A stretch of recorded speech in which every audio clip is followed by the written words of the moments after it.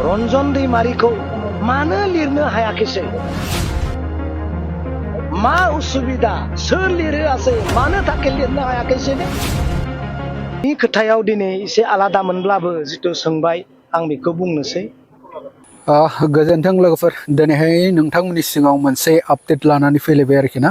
बे आपडेटआ दिनैहाय माने माबानि जागोन आरोखि ना, पलिटिक्सनिसो जागोन। माने बाथ्राया बेनो आरोखि दै लोगोफोर, माने सिगांहाय BPF सरकाराव फैयोब्ला माने रन्जन दैमारि सारखौ बख'यो होन्दोंमोन आरोखि ना। ओमफ्राय दा मा बुंखो नोंथांमोननो आं देखायलांगासिनो दं आरोखि दै। माने सिगांहाय हाग्रामा साराबो बुंदोंमोन सरकाराव फैनाय लोगो लोगो आङो रन्जन दैमारि सारखौ बख'गोन होननानै। ओमफ्राय दिनैहाय बिक्रम दैमारिया मा बुंदों मिथिबायना लोगोफोर? माने रन्जन दैमारि सारखौ बख'नो थाखाय लिरनाय नांगौमोन, लिरनाय गैया, बेबायदि उल्टां फाल्टां बुंनायखौ जोङो नुनो मोनगासिनो दं आरोखि ना। खिन्थु बेखौ पाब्लिकआ मानिया। सिगांहाय बख'नो नागिरदोंमोन भटनि समाव, दा सरकाराव फैखांनायनि उनाव बेबायदि उल्टा फाल्टा बुंबा बेखौ रावबो पाब्लिकआ मानिनानै लाया आरोखि ना। दा जेरैखियाब्लाबो रन्जन दैमारि सारखौ बख'नायनि बेबस्थाखौ लानांगौ आरोखि बे BPF सरकार आरोखि ना। दा आं बेखौनो बुंगोन आरोखि ना, पाब्लिकआ दिनै रन्जन दैमारिखौ 90%आनो मोजां मोनो। दा पाब्लिकआ नेनानै दङ, माने रन्जन दैमारि सारखौ माला उदां खालामगोन बेखौल' नेनानै दं आरोखि ना। नोंथांमोननि बे उल्टां फाल्टांखौ खोनासंग्रा गैया आरोखि रायजो राजाया। दा आंबो बेखौनो बुंगोन आरोखि ना, सिगांहाय भटनि समावहाय रन्जन दैमारि सारखौ बख'गोन होननानै भट लाग'नानै सरकार जाखांनायनि उनाव बेबायदि उल्टां फाल्टां खोथा बुंबा जाया आरोखि ना, नङा होमबा रायजोफोर? दा जेखि जाया आं बारा गोलाव बुंला लोगोफोर दै, नोंथांमोना बे भिडिअखौ नायलांबानो जाबाय। आं फुल आपडेटखौ होगासिनो दं, नोंथांमोना नायलांदो भिडिअखौ। खोथायाव दिनै एसे आलादामोनब्लाबो जिथु सोंबाय आं बेखौ बुंनोसै जे नोंथांमोना सोंफेरदोंना, नोंथांमोना कुइसन खालामफेरदोंना जाया थांनाय गभर्नमेन्ट जोंहा मानगोनां प्रमद बर' सारा सालायलांबाय, बिथांनि नेतृत्वआव बिथांनि दैदेननायावनो BTR पिस एग्रिमेन्ट जाबाय। दा नोंथांमोना जेसेबां चेनेलफोर दोङो बै चेनेलफोरनि बिगोमा बा रिपर्टारफोरा साংবাদিকफोरा सोंफेरबायना जे रन्जन दैमारि बिथाङा बर' हारिनि थाखाय नांनायाव जानाय गासैबो गिदिर गिदिर घटनानि थाखाय, जाथायफोरनि थाखाय जाफोर जाथायफोर जालांबाय बेखौ सेन्ट्रेल सरकार आरो राज्य सरकार बा आसाम सरकारा रन्जन दैमारिजों लोगोसे जेसेबां केडारफोर दङ बिथांमोनखौ पिस एग्रिमेन्टखौ लानानै निमाहा होनाय जाथों होननानै लिरनाय नोंसोर नुदोंना? नुदोंमोन। थिग बेबायदिनो मोनसे कुइसन खालामनो नोंथांमोना मोनसे खोथा बेखौनो आं बुंनो सानदों जे लिरनायानो गैयाब्ला दिनै बेल्टि सुक्ति जालांबाय, नङा होमबा? बेल्टि एग्रिमेन्ट जालांबाय।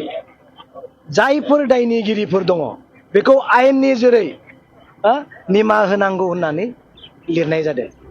रन्जन दैमारिखौ मानो लिरनो हायाखैसै? मा उसुबिदा? सोर लिरोआसै? मानो थाखाय लिरनो हायाखैसै दे? बे इन्डियानि गेजेराव, बे भारतबर्षआव बा जोंनि आसामनि गेजेराव, बे BTC आव जानाय जेसेबां घटना गिदिर गिदिर जाथायफोर जादोंमोन बेखौ बे पिस एग्रिमेन्टनि गेजेरजों जेसेबां XNDB फोर दङ, चेयारमेनफोर दङ, बिथांमोननि दायखौ आसाम सरकार आरो राज्य सरकार निमाहा होनांगौ होननानै मानो लिरनो हायाखैसै? नङा होमबा? मालाबा दुलाराय बर' प्रेस आफादनि दैदेनगिरिफोरखौ सोंफेरदोंना? सोंफेराखै। मानो लिरनो हायाखैसै? लिरनोनो हायाखैसैब्ला आयेना बोरै निमाहा होनो? नङा होमबा? आयेना माबोरै निमाहा होनो? जायनि थाखाय दिनै रन्जन दैमारि बिथाङा बे फंसे लिरनाय गैयिनि थाखायनो दासिमबो जोबथेसालियाव दङ। माब्ला बिथांनि पिरियडआ जोबगोन बेखौ जों बुंनो हाया। अब्ला दिनै लिरनाय गैयिनि थाखाय जुदि थादोंब्ला आरो एकर्डनि गेजेरजोंनो, एग्रिमेन्टनि गेजेरजोंनो प्रमद बर' बिथाङा दुलाराय बर' फरायसा आफादा दिनै रन्जन दैमारिखौ सख'नो हायाखैसैब्ला दिनै आरो बिनि गोजौआव सोर दंबावो? हागोन जानो हाया। बिनिखायनो रन्जन दैमारि सार बिथाङा सानसे गगोन आरो बिथांनि पिरियडआ फैगोन आरो बिथांनि पिरियडआ जेब्ला जागोन अब्ला बिथाङा रायजोनि गेजेराव फैगोन, जों बेखौ मिथिगौ। नाथाय जा गोरोन्थि जालांबाय बे गोरोन्थिखौ बै समाव सोरबा सोंदोंमोन नामा? सोङाखैसै। मानो लिरनो हायाखैसै बे फंसे लेखाखौ बे सिरिखौ मानो लिरनो हायाखैसै निमाहा होनांगौ होननानै जिहेतु एग्रिमेन्टआव बिसोरबो दङमोन बिथाङानो मेन भूमिका लादोंमोन ड्राफ्टिंखौ सोर खालामदोंमोन बे ड्राफ्टिंआव थालांनायनि थाखायनोथ' दिनै भुक्तभोगि रन्जन दैमारि बिथाङा जानो गोनां जादों नङा होमबा बुजिबाय दा बे लिरनायनि थाखायनो दिनै रन्जन दैमारि सारा जोबथेसालियाव दङ लिरनाय फेलें थांनाय माने जोंहा दिनै पिरियडआ समा फैगासिनो दङ आरो जोंहा नांगासिनो दङ लिरनाय गैयाब्लाबो बोरै पलिटिकेलि एग्रिमेन्टजों आल'सनाजों बोरै उदां अख्राव लाबोनो हागोन बेखौ दिनै हाग्रामा महिलारि सारा नाजागासिनो दङ लिरनाय थानायमोनब्लाथ' ब्रह्मन बर'आ गावनो सख'नो हायामोनबा गावनो गबोबायमोन बियो लिरनायजों बे फंसे लिरनाय गैयिनि थाखायनो दिनै बे अबस्था मोनसे कुइसन खालामनो सानावहाय दा बिसोर गोबां इडुकेसन सेक्टरावबो नै जों हाग्रामा महिलारि सारा इयुथफोरखौहाय दिल्लीयाव नै सानसेनि उनाव दिल्लीनि इडुकेसन मिनिस्टार जाय जोंहा इडुकेसन रिलेटिभ दिल्लीयाव जोंखौ थांनो थिनदों जोंहा बिटिसिनि इएमबो निस्सय थागोन आरो आसामनि नेताफ्राबो थागोन बेबायदिनो इयुथनि बेकार जेंनाखौ फोजोबनो थाखाय